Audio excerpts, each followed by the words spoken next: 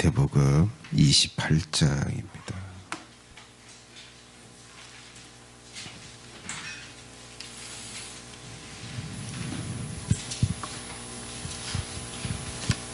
마태복음 28장 16절에서 보겠습니다. 16절로 마지막 절.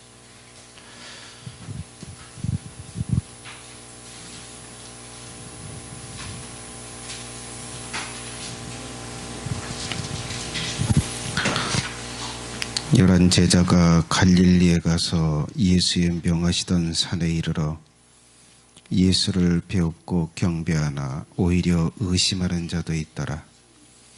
예수께서 나와 일러 가라사대 하늘과 땅의 모든 권세를 내게 주셨으니 그러므로 너희는 가서 모든 족속으로 제자를 삼아 아버지와 아들과 성령의 이름으로 침례를 주고 내가 너희에게 분부한 모든 것을 가르쳐 지키게 하라.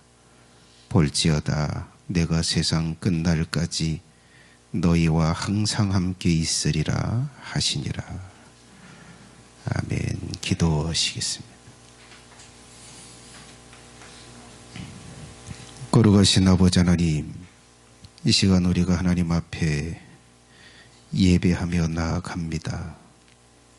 우리가 하나님을 찬양해 싸우며 우리의 삶과 죄를 고백해 싸우며 우리의 소원을 주께 아뢰었습니다. 이제는 주께서 반응하실 시간이 오며 이제는 주께서 화답하실 시간입니다. 이 시간 말씀을 통해서 저들에게 화답해 주시고 또한 가르쳐 주시고 가야 할 길을 지도하여 주시옵소서.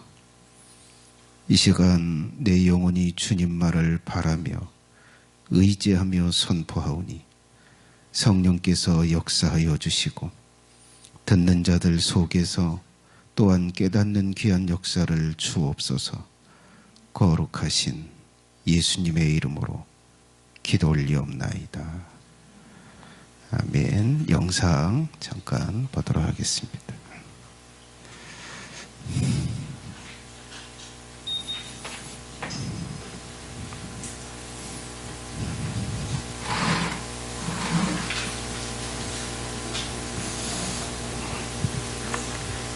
행 방법 중 가장 잔인한 방법이었던 십자가형에 처해 돌아가신 예수님. 그 십자가 위에서 예수님이 겪으신 고통은 과연 어느 정도였을까요? 현대 의학자들에 의하면 예수님의 십자가 고통을 제대로 파악하기 위해서는 예수님이 재판을 받으시고 십자가를 지시기 이전인 겟세마네 동산에서의 기도 때부터를 고통의 시작으로 봐야 한다고 합니다.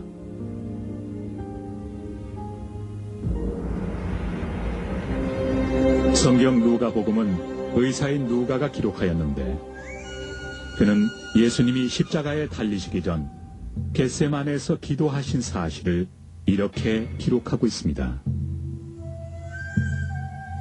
예수께서 힘쓰고 애써 더욱 간절히 기도하시니 땀이 땅에 떨어지는 핏방울같이 되더라. 피땀을 흘린다고 하는 것은 의학적으로 전혀 불가능한 이야기가 아닙니다. 여기에서 보시는 것처럼 극도로 감정적인 과로 상태일 때 작은 모세혈관이 땀샘 근처에서 파괴될 수도 있는데 이런 경우 피와 땀이 섞여서 분비됩니다. 예수님은 십자가형을 당하기 전부터 매우 극심한 정신적인 스트레스 상황에 놓여 있으셨던 것입니다. 이어 예수님은 유다의 배반으로 체포되어 대제사장과 빌라도 앞에서 수차례 신문을 받고 대형과 함께 십자가형을 선고받습니다. 당시 로마는 모든 형을 집행하기 전에 죄수를 기둥에 묶어두고 죄수의 등에 태형, 즉 채찍질을 가했는데 이때 사용하는 채찍은 가죽끈에 작은 공 모양의 나비나 날카로운 양의 뼈를 붙여놓은 것이었습니다. 이런 채찍을 공중에서 원을 그리며 사람에게 내리치면 가속력 때문에 막대기로 맞는 것과는 차원이 다른 고통이 느껴집니다. 채찍에 맞게 되면 보통 처음에는 피부가 찢어지고 멍이 들게 됩니다.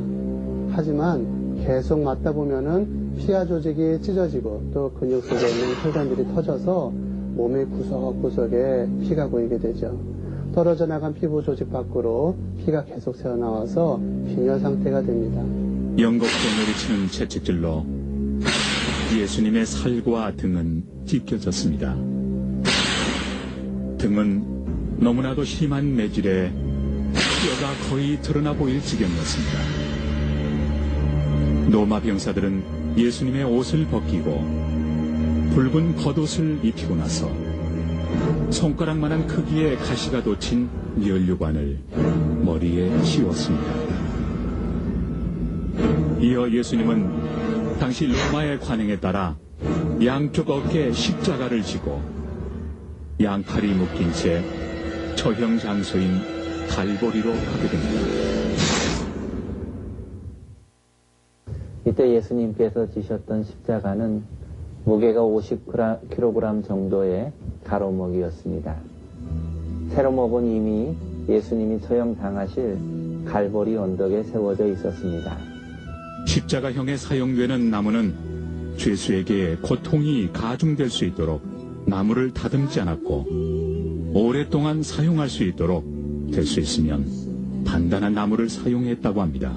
50kg 정도의 그 나무는 건강한 청년에게는 그리 무겁지 않은 무게일지 몰라도 그러나 예수님은 이미 심한 출혈과 파수로 인해서 그 무게를 감당할 수 없을 만큼 지쳐 있었습니다.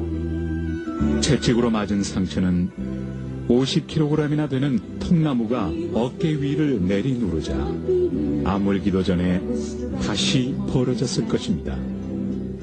또한 그 상처 속으로 거친 통나무가 사정없이 파고들었을 것입니다. 기진맥진한 몸으로 갈보리 언덕에 도착한 예수님.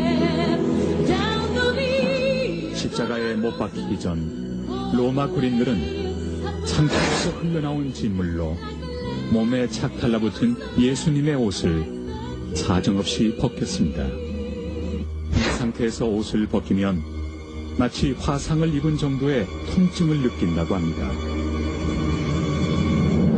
이후로 로마 군인들은 예수님을 나무에 양팔을 단단히 묶고 양 손목에 길이 14cm나 되는 쇠못을 박았습니다.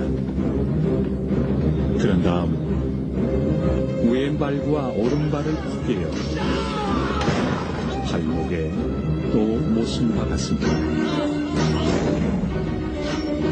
흔히 예수님의 손바닥에 못을 박았다고 생각하는데 그렇지 않습니다.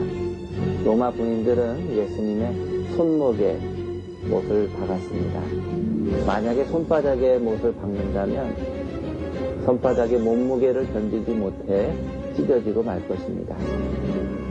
그렇게 되면 죄수를 십자가에 매달아 놓을 수 없게 되니까 손목의 뼈 사이로 못을 박았다고 합니다. 세 개의 못은 손과 발로 가는 중심 부위를 지나는 혈관과 신경을 끊게 되는데 이로 인해 출혈이 시작됩니다. 또 끊긴 신경의 통증은 인간으로서는 참을 수 없는 한계를 넘어서게 되죠. 또한 호흡곤란 상태로 인해 더 극심한 고통을 느꼈을 것입니다. 예수님은 숨을 제대로 쉬기 위해서 발을 밀어 올리고 팔꿈치를 구부리면서 어깨도 함께 들어 몸을 위로 끌어올려야 하셨을 것입니다. 그러나 이런 동작은 못 박힌 발에 몸무게 전체를 싣게 되므로 심한 고통을 주게 됩니다. 더욱이 팔꿈치를 구부리는 동작은 못에 박힌 손목을 돌리게 하고 팔의 신경을 더욱 손상시키게 되므로 고통이 가중되어서 결과적으로 예수님은 매번 호흡할 때마다 극심한 고통으로 인해 치명적인 산소 부족을 경험했을 것입니다.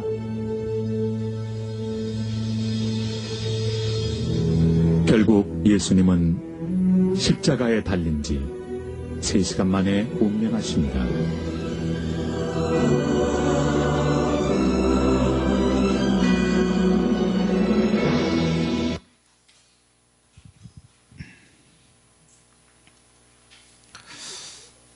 자, 예수님께서 당하신 고통과 당하신 죽음을 이제 여러분들이 이제 보셨는데요.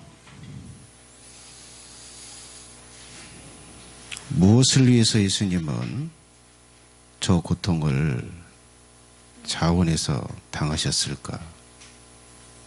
물 위를 걸으시고 죽은 자를 살렸던 예수님께서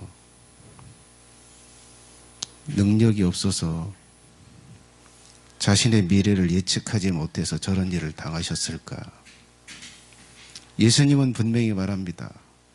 나는 선택해서 죽는 것이다. 예수님은 분명하게 말하셨습니다.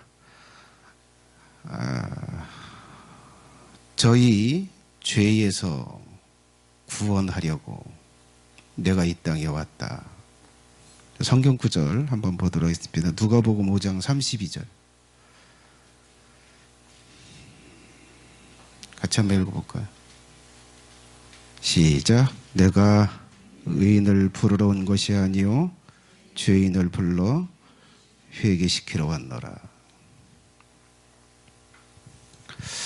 예수님께서 왜 저 견딜 수 없는 저 고통, 정말 당하고 싶지 않아서 하나님 앞에 당하지 않게 해달라고 그 극심한 고통을 왜 선택해서 당하셨을까? 무엇을 위해서 당하셨을까?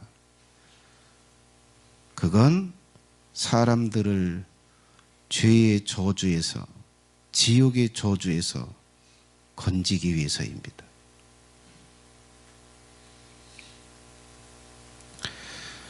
죄인들을 불러서 더 이상 죄인의 삶을 살지 않고 회개하고 거룩한 삶을 살게 할 수 있도록 그 길을 마련하기 위해서 예수님은 저 극심한 고통을 선택하셨던 것입니다.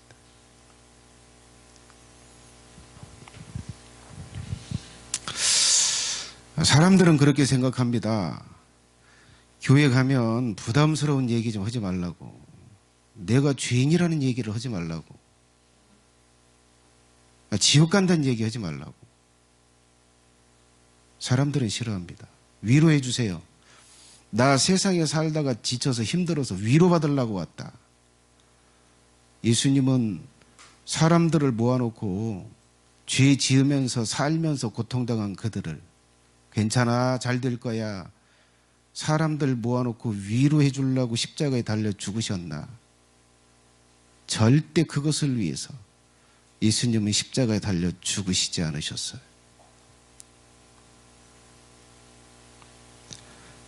마태복음 28장 오늘 본문 18절부터 20절 말씀을 한번 보겠습니다. 같이 한번 읽어볼까요? 시작. 예수께서 나와 일러 가라사대 하늘과 땅의 모든 권세를 내게 주셨으니 그러므로 너희는 가서 모든 족속으로 제자를 삼아 아버지와 아들과 성령의 이름으로 침례를 주고 내가 너희에게 분부한 모든 것을 가르쳐 지키게 하라. 볼지어다 내가 세상 끝날까지 너희와 항상 함께 있으리라 하시니라. 자, 저 명령은 예수님이 죽으시고 나서 저 고통을 당하고 죽으시고 나서 3일 만에 살아난 후에 40일 동안 자신이 부활했다라고 하는 것을 믿는 자들에게만 보여주시고 그 다음에 하늘로 올려가지기 직전에 예수님께서 하신 명령입니다. 근데 여기 5가지로 이야기하고 있습니다. 자, 첫 번째가 뭐예요? 모든 족속이 사는 세상으로 가라. 가라, 가서라고 말합니다. 세상으로 가라. 그리고 뭐예요? 모든 족속을 제자 삼아라. 그 다음에 세 번째, 침례를 주어라. 그리고 네 번째, 분부한 모든 것을 가르쳐라. 그리고 마지막, 분부한 모든 것을 지키게 만들어라. 이것이 예수님이 하신 명령입니다. 예수님은 저것 때문에 십자가에 못 박혀 죽으신 것입니다. 저걸 할 수 있는 길을 여시려고.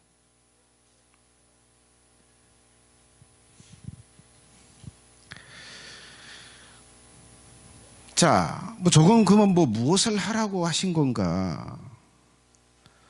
자, 한마디로 말하면 어떤 죄도 지지 않는 거룩한 백성을 양육해내라는 거예요. 다른 말로 말하면 자신이 세우는 나라, 그 나라에 합당한 거룩한 백성을 양육해내라는 거예요. 하나님 앞에서 심판을 받을 거다. 모든 인간들이 1대1로 하나님 앞에 서서 심판을 받을 거다. 그때 지옥의 쓰레기로 버려지지 않도록 하나님의 아들이 거룩한 신부로 만들어내라는 명령입니다.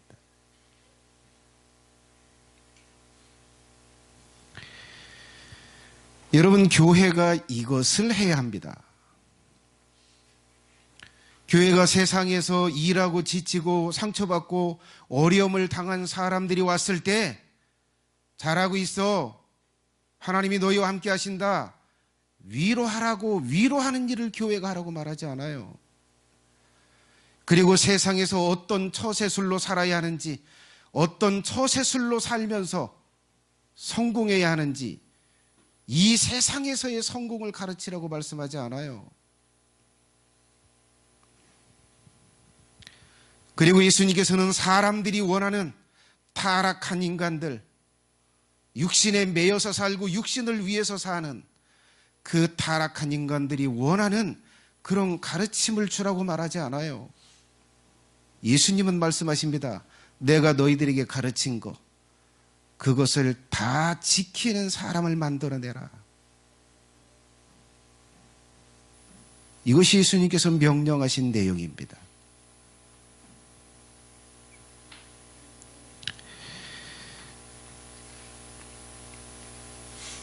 자, 이것을 예수님께서 분부하신 이 명령, 세상으로 가라, 그리고 제자를 삼아라, 그리고 침례를 주어라, 그리고 모든 걸 가르쳐라, 그리고 모든 것을 지키는 사람으로 만들어내라. 예수님의 이 5가지, 6가지 이 명령을 완벽하게 수행하려면 우리는 어떻게 해야 되나? 교회가 어떤 일을 해야 할까?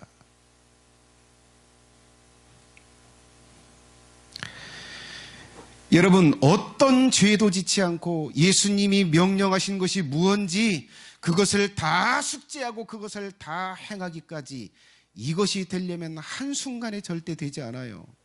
한 번 작심한다고 되지 않습니다.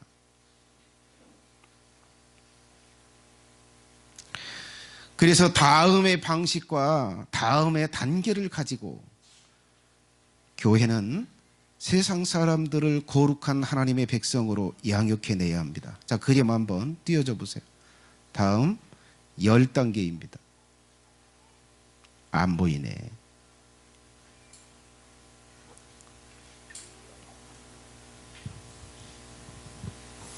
자, 세상에 있는 영혼을 교회에 오게 해야 한다. 그리고 찾아서 하나님을 경험하게 해야 한다. 그리고 자신을 들여서 침례를 받게 해야 한다. 그리고 제자가 되어서 배우게 해야 한다. 그리고 교제하면서, 예수님과 교제하면서 성장하게 해야 한다. 그리고 진단에서 사역을 하게 해야 한다. 그리고 청종에서 인격과 삶과 사역을 온전하게 해줘야 한다. 그리고 위임받아서 전문가처럼 일하게 해줘야 된다. 전문가의 실력을 갖추게 해주고 사역하게 해야 한다. 그 다음에 충성해서 핍박과 수고를 견디게 해줘야 한다.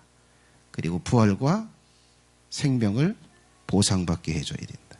자, 저 10단계로 한 단계씩 하나씩 저 단계를 밟아 올라가도록 해줘야 결국은 모든 고통과 수고와 불순종할 만할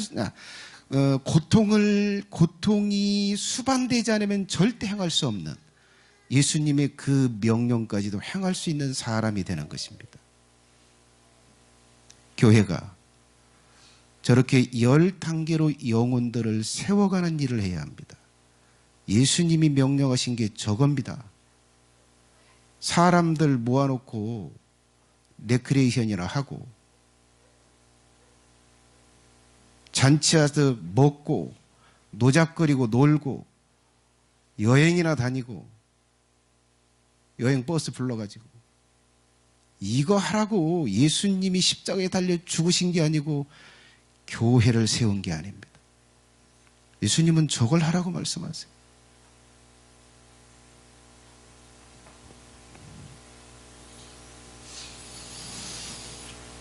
사랑하시는 성도 여러분, 저는 사람들이 원하는 걸 주려고 여기 오지 않았어요. 전 서 있지 않아요. 예수님이 원하시는 걸 하려고 합니다. 예수님이 주라고 하는 걸 주기를 원하고 예수님이 되게 하는 것을 되게 하도록 하려고 여기 서 있고 그걸 목회하는 것입니다. 제가 주는 것이 마음에 안 들고 안 맞으면 많은 사람들이 갑니다. 안 붙잡아요. 그건 다른 데 가서 구하고 다른 데서 얻어야지. 나는 예수님의 충성스러운 종이 되길 원합니다. 예수님이 명령하신 그것을 행하기를 원해요. 예수님은 가서 모든 족속으로 제자를 삼아라, 제자 삼아라. 그리고 자신을 드리겠다고 할 때 침대를 져라. 그리고 내가 분부한 모든 걸 다 가르쳐 그리고 다 지키는 사람을 만들어 내라고 말합니다. 저는 그 일을 하기를 원해요. 우리가 그 일을 해야 합니다. 다른 거 아니요. 오늘 첫 번째 하나만 말씀드리도록 하겠습니다. 자, 세상에 있는 영혼을 교회에 오게 해야 한다. 자, 우리가 예수님의 이 지상명령, 가장 위대하고 가장 중요하게 명령한 이 지상명령을 잘 수행하려면 첫 번째 우리 교회가 해야 할 일이 뭐냐? 자, 한번 띄워줘 보세요. 글자, 세상에 있는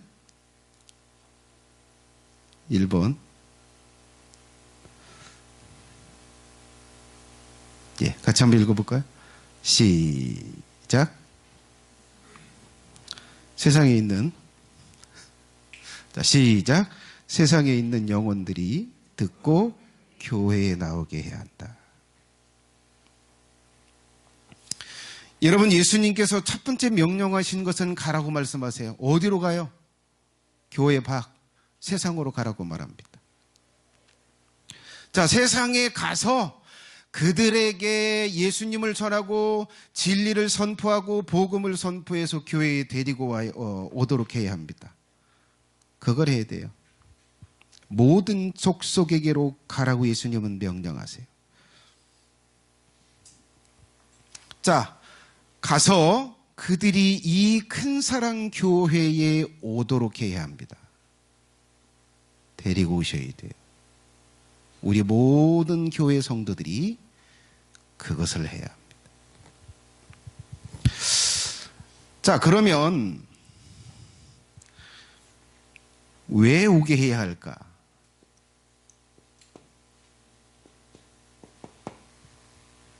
왜 이 큰 사랑교회, 왜 교회로 오도록 해야 할까요?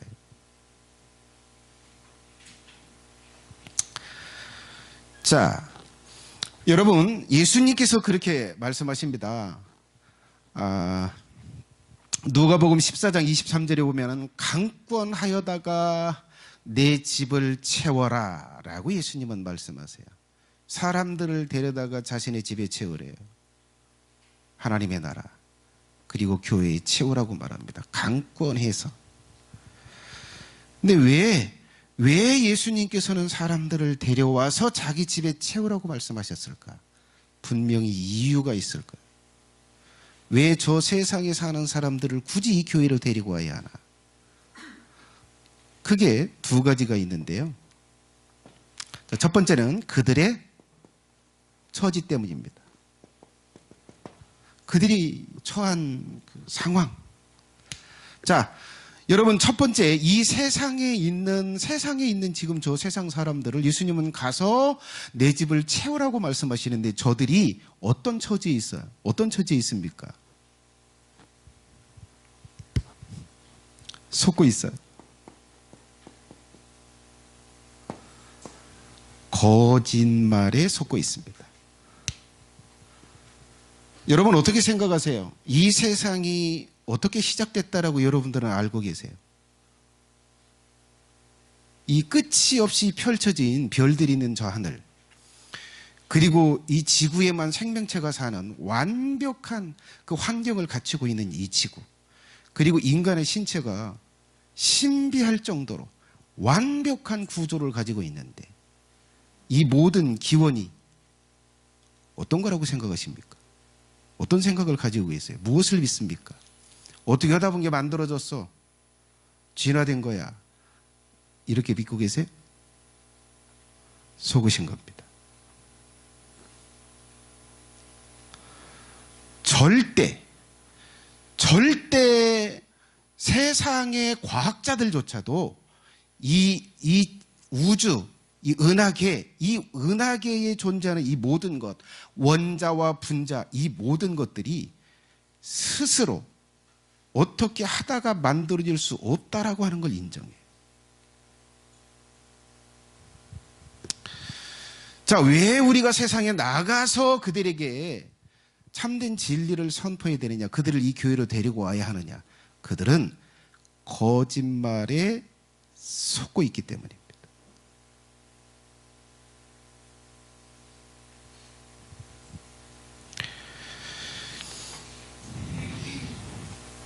자, 사람들은 그렇게 생각합니다. 우리들 중 누구도 그렇게 믿고 있을 수 있어요. 죄를 지어도 벌 받지 않을 수 있어. 그 대가 치르지 않을 수 있어. 들키지만 않으면 돼. 이 생각 가지고 계세요? 속으신 겁니다. 절대 속으신 거예요. 지금 잘 모르시겠어요? 죽고 나면 알아요. 여러분, 이 세상을 누가 다스린다고 생각하세요?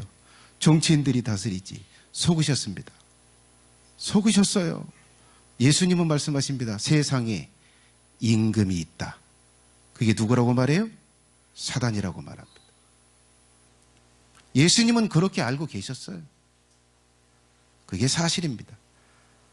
세상의 사람들은 속고 있어요. 모든 것을 다 속고 있어요. 여러분, 사람이 태어날 때 어떤 상태로 태어나요? 완전한 무지의 상태로 태어납니다. 어머니 아버지도 못 알아봐. 어머니 아버지도 못 알아봐요. 자기가 어디서 생겨서 어디에서 나와서 어떤 상황에 놓여 있고 누구의 보살핌을 받는지도 몰라요. 먹을 거 입을 거 입에다 넣어주는데도 몰라요. 인식 못해. 보이지도 않고 들리지도 않고 생각도 못해. 완전한 무지에서 인생을 살아요. 모든 인간이 다 그래요.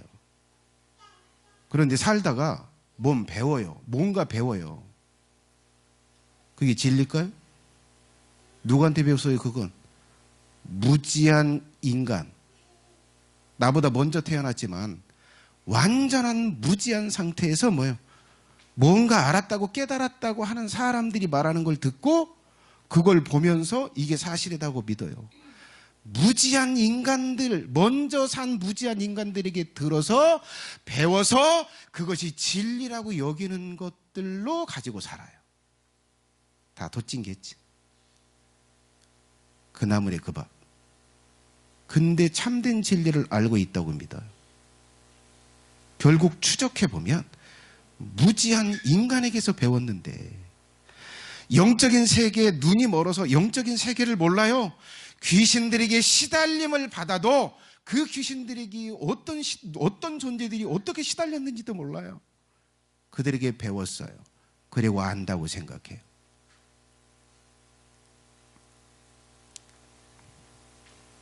자, 그래서 여러분, 그 아무것도 모르고 아는 것은 진짜 진리가 아닌 완벽히 다 거짓말, 그럴싸한 거짓말을 믿고 있는, 속고 있는 세상에 가셔야 합니다.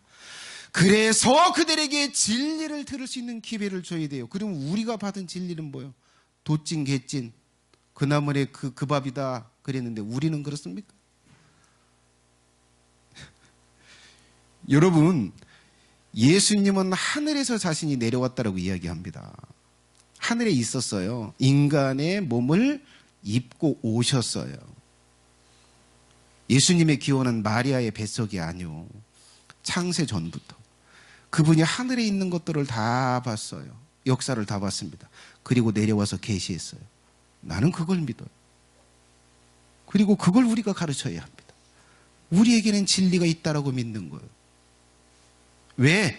죽은 사람을 살렸고 절대 살아날 수 없을 정도로 심각하게 망가진 예수님이 다시 살아나셔서 보여주시고, 내가 말한 게 진리야. 내가 살라고 하는 대로 살아야 돼. 내가 너희들에게 분부한 거 다 지키게 만들어. 예수님이 이 인간의 능력을 뛰어넘는 그것을 보여주었기 때문에 그분이 가르친 것을 우리를 진리라고 믿습니다. 그리고 예수님은 가라고 말해요. 그걸 외쳐라. 그것을 그들에게 알려줘라. 그래서 그들을 이 교회에 데리고 와라. 가서 데리고 와서 제자 삼아. 이것이 예수님의 명령. 여러분, 거짓말을 철석같이 믿으면서 인생을 살아요. 죽으면 끝이지. 그러면서 보이지 않게 죄 짓고 살고 사기쳐서 먹고 살고 폭력행하고 상처 주고 살다가 그들이 그렇게 무직 가운데서 죽어갈 거예요. 그 비참함, 그것 때문에 가야 합니다. 우리가 세상에 가야 해요. 그래서 예수님은 가라고 말씀하십니다. 자, 그리고 두 번째 처지가 있어요. 자, 그들은 어떤 처지에 있느냐? 그들은 진리를 들을 수 없어요.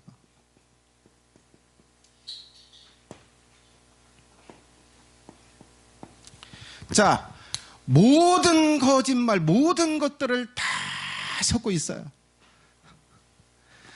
그런데 더 충격적인 것은 그들이 어디서도 참된 진리를 들을 수 없다는 거예요. 어디서도. 교과서에서도. 그리고 옆에서 선생이라고 말하는, 그리고 어떤 종교에서든지 진리를 들을 수 없어요. 참된 사실을 들을 수 없습니다. 이 세상의 기원, 그리고 영적인 세계, 자연계에서 존재하는 것들이 어떤 건지 모르고 그런 존재들이 어떤 작용들을 하고 있는지 어디서도 들을 수 없어요. 유일하게 들을 수 있는 곳이 이 교회입니다. 아니, 예수님의 계시를 받아서 그것을 믿고 그대로 살려고 하는 사람들, 거기에 진리가 있어요. 디모데전서 3장 15절 한번 보겠습니다. 같이 한번 읽어볼까요? 시작. 만일 내가 지체하면 너로 하나님의 집에서 어떻게 행해야 할 것을 알게 하려 함이니 이 집은 살아계신 하나님의 교회요 진리의 기둥과 터이니라. 자, 교회가 있어요. 자, 교회가 이렇게 있는데 여기에 이제 사람들이 모여 있어요. 사실은 교회다라고 표현할 때 건물을 말하는 게 아니라 사람들의 모임이요. 자, 그런데 사도 바울은 그렇게 이야기합니다. 이 교회가 하나님의 교회다. 하나님이 모아놓은 거야. 그게 의미요. 교회라는 게. 그러면 이 교회가 뭐래요? 진리의 기둥이다. 자, 진리를 떠받드는 기둥이다라고 말합니다. 그리고 또 뭐라고 말해요?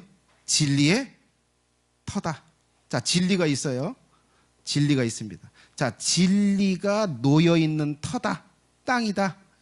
진리가 있는 곳이다라고 표현합니다. 여러분, 교회는 진리가 있는 곳입니다. 그리고 교회는 진리가 존재하도록 떠받들고 있는 곳이에요. 이것이 위대한 죽은 사람을 살리고 병자들을 수없이 고쳤던 위대한 사도 바울의 선언이요. 여러분, 이 교회에서 예수님의 가르침을 받고 그 가르침을 숙지하고 그 가르침을 따라서 살려고 하고, 그리고 예수님이 함께 하시면서 가르치고 인도하시고 성령이 역사하시는 이 교회에 진리가 있고, 이 교회에 세상에 존재하는 진리를 떠받들고 있어요. 이 교회가 무너지면 온 세상에는 진리가 존재할 수 없어요. 그래서 지금 교회 밖에는 어디서도 진리가 존재하지 않아요. 어디서든 진리를 떠받들어주고 진리를 알 수 있도록 해주는 곳이 없어요. 유일한 곳이 교회입니다.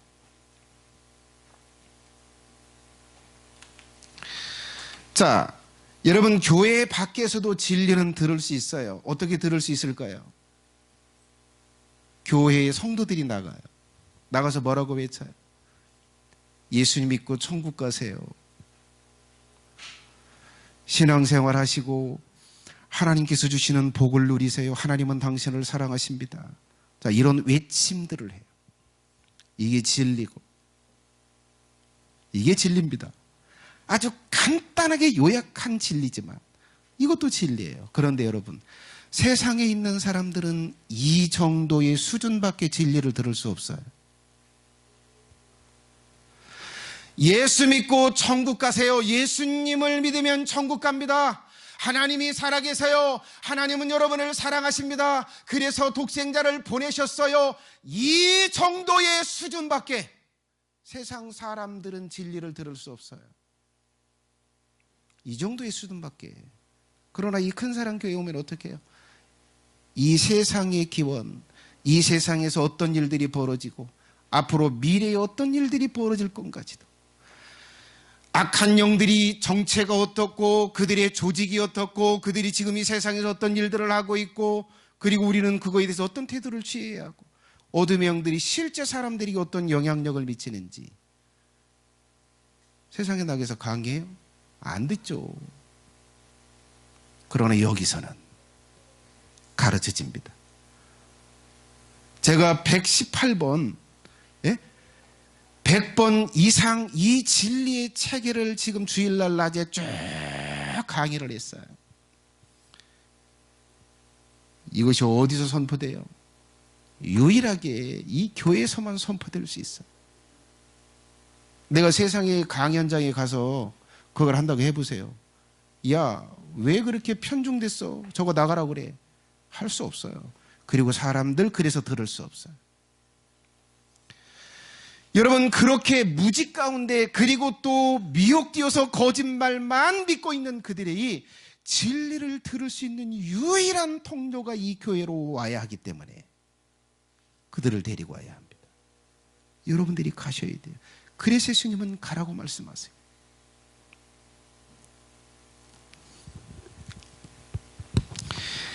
그리고 마지막 세 번째, 그들이 어떤 처지에 있느냐. 그 상태로 있으면 형벌을 받게 되기 때문입니다. 지금 세상 사람들이 아무것도 모르고 모든 거짓말을 다 믿고 살면서 그 생각대로 살면서 죄를 짓고 살고, 하나님이 이 세상을 창조하셨음에도 주인으로 인정하지 않고 살아요. 그래서 하나님께서 그들을 판단할 때 어떻게 돼요? 영원한 불의 형벌을 받게 됩니다. 지옥의 형벌을 받게 돼요. 세상에 있는 사람들은 그 상태에서 살면 영원한 형벌을 받게 되어 있어요. 그래서 어떻게 해요? 가야 합니다. 그리고 그들을 데리고 와야 합니다. 그 일을 교회가 해야 합니다. 예수님은 그래서 말씀하십니다. 가라. 모든 족속에게로 가라.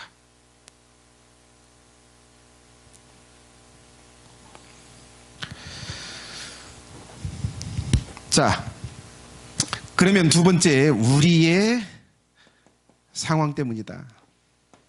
그들의 처지 때문이고 교회인 우리의 상황 때문이요. 자, 여러분, 왜 우리가 세상에 가야 하느냐? 첫 번째 이유는 뭐예요? 예수님의 명령 때문이요. 자, 여러분, 오늘 본문이 가라, 가서 모든 족속으로 제자를 삼아, 이렇게 말하는 모든 게 다 뭐예요? 명령형입니다. 난 네가 세상에 갔으면 좋겠어. 네가 좀 가줄 수 없겠니?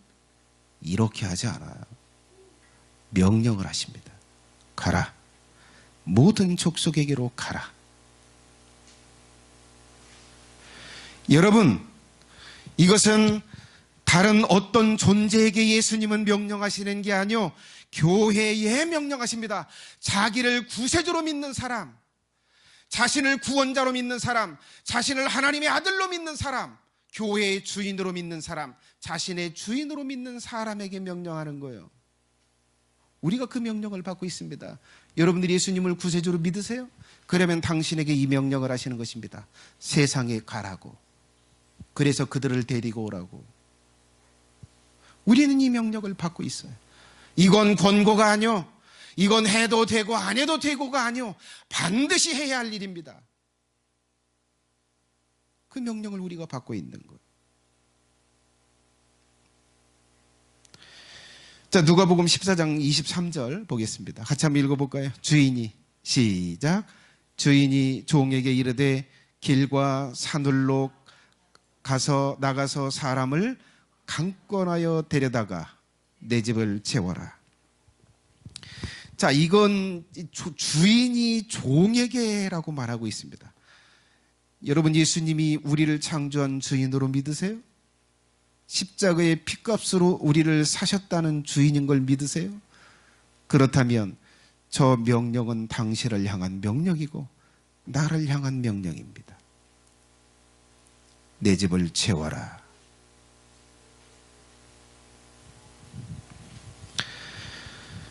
자, 그리고 두 번째는 우리만 이 일을 할 수 있기 때문이요. 우리만 그들에게 진리를 가르칠 수 있고, 우리만 그들이 변화될 수 있는 성령의 역사하심이 있고, 우리를 통해서만 그들이 예수님을 만날 수 있기 때문에 우리가 해야 합니다. 다른 어떤 종교, 다른 어떤 이단, 다른 어떤 사람도 교회에 속하지 않았다면 그 누구도 이 일을 감당할 수 없어요. 우리가 해야 합니다. 우리가 아니면 할 수 없어요. 누구도 할 수 없습니다. 한다고 외치고 있어요. 한다고 수십 개, 수천만 개의 종교들이 존재해요. 수억 명의 사람들이 사람들을 가르쳐요. 그러나 그들을 통해서는 진리가 선포되지 않아요. 지옥의 형벌에서 벗어날 수 있도록 가르쳐주는 존재들이 없어요. 유일하게 교회만 그 일을 감당할 수 있기 때문입니다. 자, 그 일을 감당할 수 있는 사람, 우리가 모두가 다 감당해야 하고 그렇지만 조금 효과가 있는 사람들이 있어요. 그들이 누군지 아세요? 이제 막 교회에 오신 분들이에요. 왜 그럴까요? 여러분, 제가 만나면 예수님을 믿는 목사님들이나 사모님들만 만나. 이제 막 교회에 오신 사람들은 누구와 관계를 많이 맺고 있어요? 진리를 들어보지 않고 복음을 듣지 못한 사람들이. 그래서 그들이 젊은 암탉입니다. 신앙의 연륜이 깊어가면 깊어갈수록 뭐예요? 늙은 암탉이 돼요. 관계들이 다 예수님 믿는 사람이거나 아니면 막 굳어서 쩔어가지고 무엇을 해도 교회 나오지 않은 사람들만 곁에 있어. 나올 사람들은 다 나왔어. 근데 이제 교회 온 사람들은 뭐예요? 새로운 사람들이 있어. 아직 듣지 못한 사람, 아직은 강권을 받지 못한 사람. 그래서 그들이 보다 효과적인. 그리고 또 한 사람이 있어요. 그게 누구요? 전도에 열정이 있고 그리고 전도를 위해서 준비된 사람들이요. 그들이 효과적입니다. 그들이 열심히 하셔야 합니다.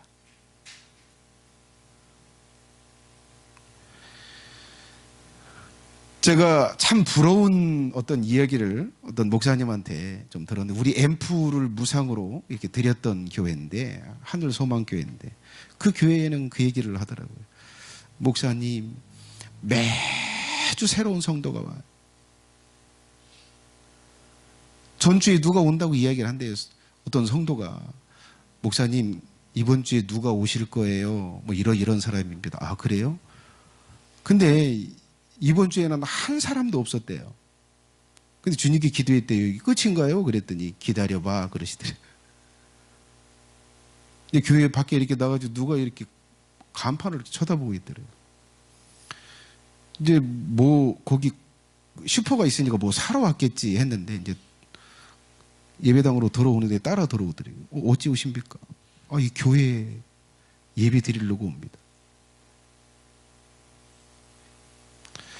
근데 여러분, 누가 사람들을 데리고 올까요? 성도들이요. 관계를 맺고 있는 성도들이 매주 데려오는. 이 목사님이 진리를 가르쳐, 이 목사님의 삶을 봐. 참된 목자야. 우리는 여기서 진리를 배웠어. 그리고 성도가 사람들을 데리고 오는 거야. 매주 새로운 사람이 들어온대. 지금 교회를 2번 더 떼요. 1번 더 터야 되겠대. 그 건물 다 터가지고 써야 되겠대.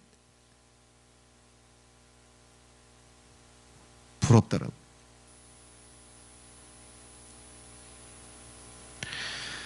여러분, 제가 그 일을 위해서 최대한 검소하게, 그리고 사심 없이, 그리고 모범적으로, 그리고 이 진리의 지식, 이 수준을 높게 준비해서 제가 여러분들에게 전해드리려고, 삶을 보이려고 노력합니다.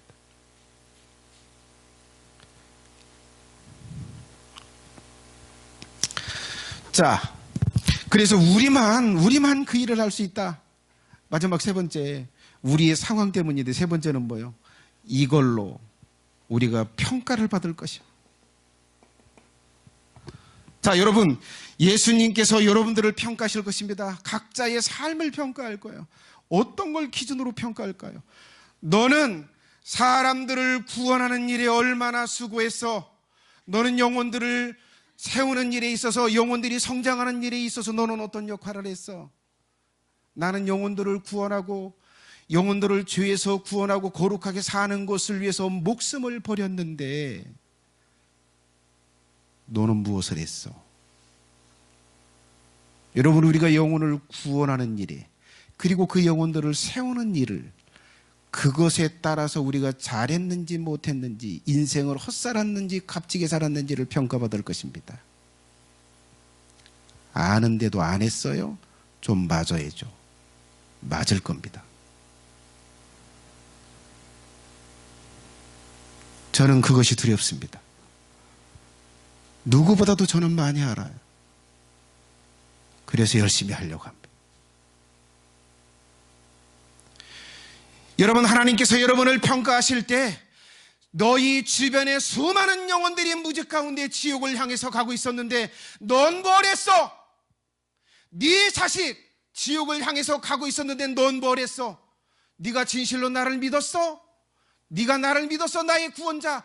내가 십자가에 그를 구원하기 위해서 그렇게 모진 고통을 당하면서 죽었는데 너는 나의 죽음을 보면서 네 자녀가 지옥에 가는 걸 그대로 두었어?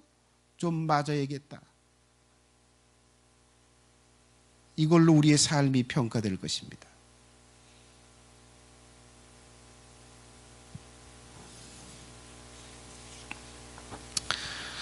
자, 그런데 그래요. 우리가 세상에 나가서 우리 예수님을 믿읍시다. 우리 큰사랑 교회에는 헌금도 자유롭게 합니다. 어떤 사역도 강요하지 않아요.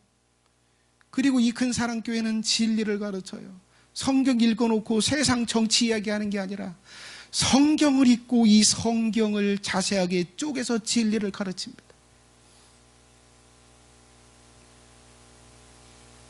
그렇게 이야기를 해도 반응이 없어요.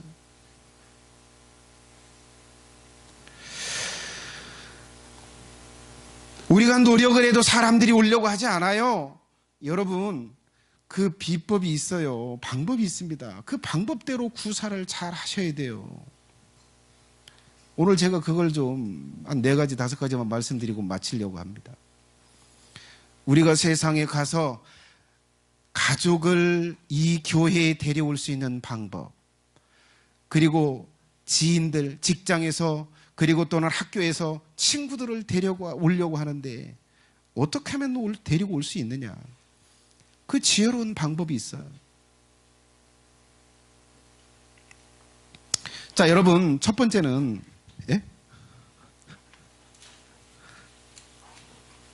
여러분, 새로운 관계를 많이 만드셔야 합니다. 아까 제가 말씀드렸죠? 사람들을 데려오는 건 20년, 30년 신앙생활한 사람들이 데려오지 않아요. 이제 막 교회 오신 분들이 사람들을 데리고 옵니다. 무엇 때문일까요? 새로운 관계를 맺고 있는 사람, 믿지 않는 사람과 관계를 맺고 있기 때문에. 새로운 관계를 꾸준히 계속 맺으셔야 합니다. 우리 큰사랑 교회가요, 교인들하고만 족작족작거리고 교인들하고만 몰려다니고 그러면 절대 이 큰사랑 교회 부흥하지 않습니다. 한 사람 한 사람 교회 떠나든지 아니면 돌아가셔서 줄면 그 교회는 사라지는 거예요. 예수님이 말씀하신 것처럼 가라고 하는 건 새로운 관계를 맺으라는 거예요. 새로운 관계, 사람들을 찾아서 새로운 관계를 맺어야 합니다. 이거부터 시작하셔야 돼요. 자, 두 번째는 올 수 있도록 기도해야 합니다. 여러분, 한 사람이 저 문을 열고 들어오는데, 예? 그냥 나 오늘 좀 할 일도 없는데 한번 교회나 한번 가볼까? 절대 이런 일은 일어나지 않아요. 저 문을 열고 들어오려면 수많은 회방들이 있어요. 그 중에 가장 강력한 게 뭔지 아세요? 귀신들의 역사예요.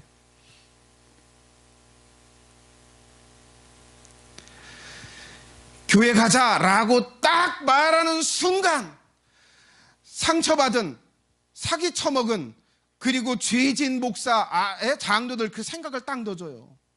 그러면 뭐예요? 야, 나도 교회 가면 도둑놈 되려고? 여러분, 그런 이야기를 듣는 순간 생각을 넣어줘서 가고 싶지 않도록 그의 마음을 붙잡아요. 누가요? 어둠의 영이요. 그래서 이것을 뭐라고요? 영적으로 붙잡혀 있다라고 말하는 거예요. 여러분, 어둠의 영들의 그 권세, 이 붙잡는 게 풀어져야 돼요.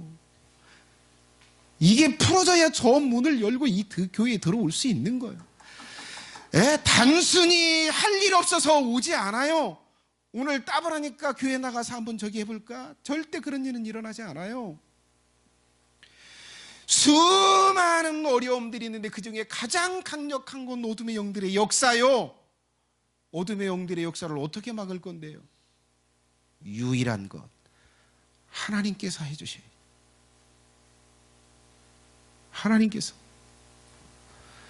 교회 이야기하고 예수님 이야기하고 그러면 막 정신이 오락가락해요. 야, 머리 아프다. 아우, 그 얘기 그만해. 누구의 역사요? 귀신들의 역사요. 정신이 맑은 상태로 그런 걸 들을 수 있는 건 하나님이 도우셔야 돼요. 하나님이 도우셔야 합니다. 성령의 역사심이 있어야 그들이 저 문을 열고 이 교회에 들어올 수 있는 거예요. 어둠의 영들의 메인 그 권세가 풀어지고 어둠의 영들이 넣어준 생각을 상쇄시켜버리고 그걸 없애버리고 나올 수 있는 거예요. 이건 사람의 힘이 아니요, 하나님이 도우셔야 합니다. 그래서 기도해야 돼요. 심심할 때 한 번씩 기도하는 거 그걸로 되지 않아요. 작정을 하고 기도하고 고통을 들이면서 기도해야 합니다. 여러분, 저는 우리 아버님이 구원받게 하기 위해서 어머니를 핍박했던 아버님이 기도할 때마다 기도했어요. 10몇 년 가까이 아버님의 구원을 위해서 기도했어요. 하나님께서 어머님이 암을 걸리고 암을 치유해줌으로써 교회를 나오게 하시더라고요. 기도하셔야 합니다. 여러분의 사랑하는 가족을 교회에 나오도록 하고 싶어요? 그래서 예수님을 믿고 구원받게 하고 싶어요? 기도해야 합니다. 기도부터 시작해야 돼요. 간절히 기도하는 거. 세 번째,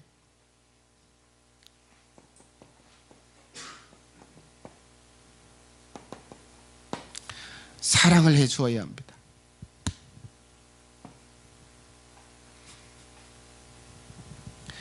자, 여러분, 아내가 교회를 나갑니다. 사삭 껌껌 물고 늘어지고 막 염장을 지르고 막 화를 내고 뭐 막 집어 던져 쌓고 그래요.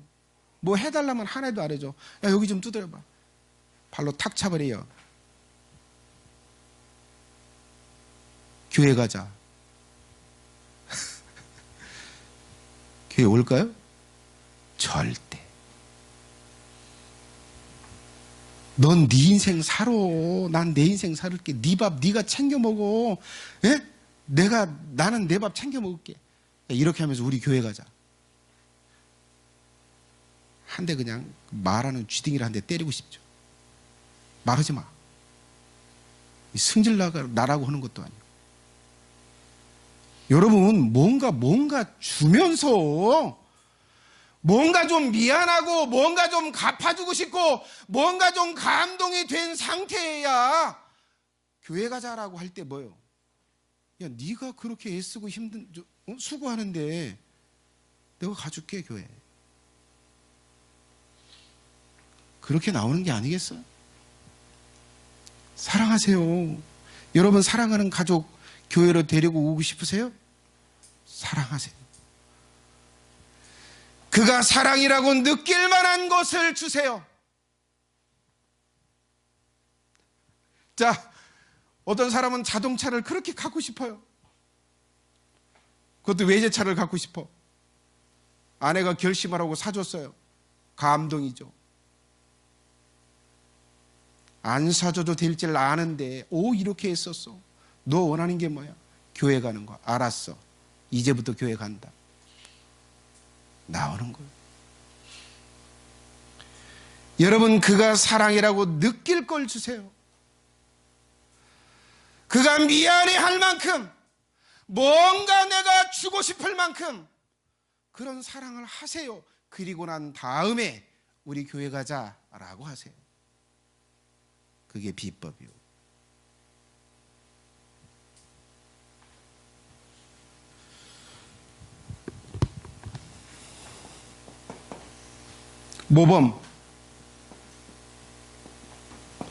모범을 보여라. 자, 여러분, 하나님이 살아계심을 하나님의 것은 하나님께 드리는 거.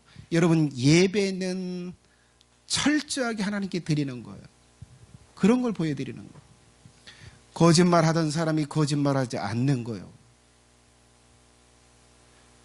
자, 여러분, 이걸 볼 때, 이 변화하는 걸 볼 때, 이 사람이 교회를 나가더니 좋은 쪽으로 변하네.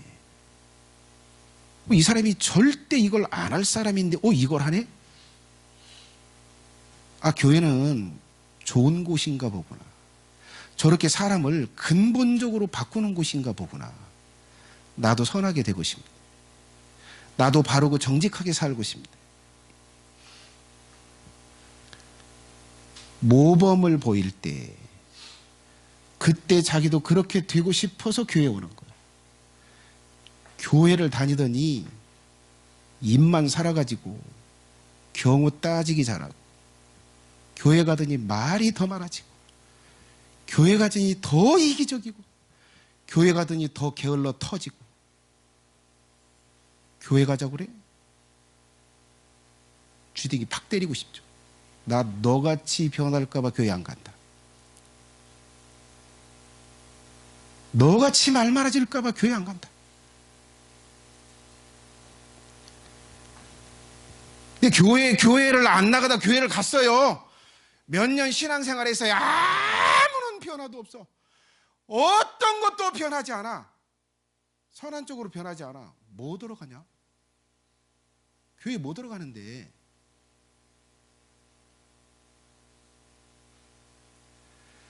그 헌금 내가면서 그 많은 시간 교회에 투자하면서 네가 변한 게 뭐야? 너는 아무것도 변한 게 없어. 그런데 나한테 가자고? 난 그런 헛짓거리 하지 않는다. 그냥 너나 믿고 싶으면 너나 잘 믿어라.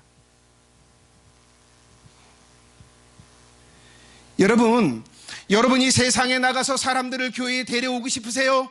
사랑하는 가족을, 그 사랑하는 가족이 구원받기를 원하세요? 정말 그것을 원한다면 여러분이 변화된 모습을 보여주세요. 그리고 난 다음에 말하세요. 여러분, 오히려 영광을 가리고 전도의 문을 막어 난 너처럼 될까봐 교회 안 간다. 그 사람은 교회 안 나오는 게 도와주는 건데, 교회 안 나오는 게 도와주는 거예요. 네가 먼저 교회 나가지 않았으면, 그렇게 악한 모습을 보이지 않았으면, 다른 사람이 나한테 교회 가자고 이야기했을 때 나는 교회 나갔을 거야. 네가 교회 가더니 그렇게 악하게 변하고, 그렇게 경우만 따져 쌓고, 난 너 때문에 교회 안 간다. 이 예수쟁이들, 이것들 꼴보기식으로 교회 안 가. 여러분 이런 사람들 많이 보죠? 전도하다 보면 봅니다. 야, 집사가 사기치더라. 예? 집사가 다른 사람 거 그냥 뺏어서 그냥 탈취하고 살더라. 전도의 문을 막는 겁니다. 여러분, 반대로 놀랍게 변화된 모습을 보여준다면 말하지 않아도, 야, 교회 좀 데리고 가. 왜 교회 좀 데리고 가라, 네 동생.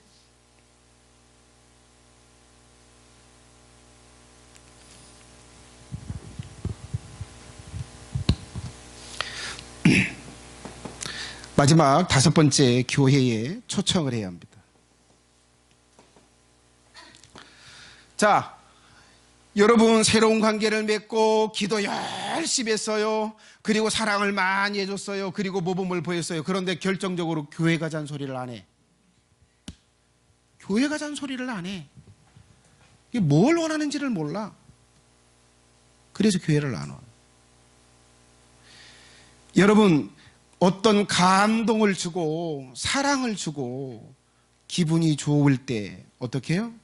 우리 교회 가자. 난 너하고 같이 교회 가서 예배를 드리고 싶고 같이 신앙생활하고 싶다. 이게 나의 꿈이야. 이게 나의 소원이야.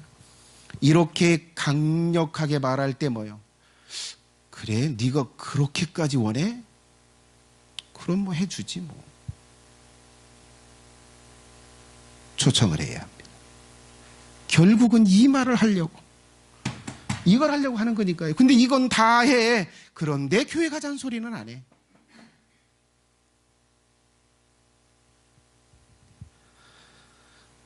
자, 취할 때도 한 가지만 말씀을 좀 드리도록 하겠습니다. 예수님께서 명령하신 것이 이겁니다. 지금 세상에 나가서 그들을 교회로 채우는 것, 이것이 주님께서 우리에게 하신 명령이다. 이제는 이것을 내가 할 수 있는 선에서 시작하자. 이 5가지를, 이 5가지를 이제는 차근차근 준비하면서 해나갈 거야. 주님, 이걸 도와주세요. 이걸 해야 합니다. 이걸 우리 교회가 시작해야 돼요. 여러분 각자가 맡겨진 가정에서, 그리고 학교에서, 그리고 직장에서, 그리고 사회에서 이것을 구사할 때 주님께서 가라고 하는 이 명령을 충실하게 실행하는 사람이 되고 이것을 충실하게 이행하는 교회가 될 것입니다. 찬양하겠습니다. 151장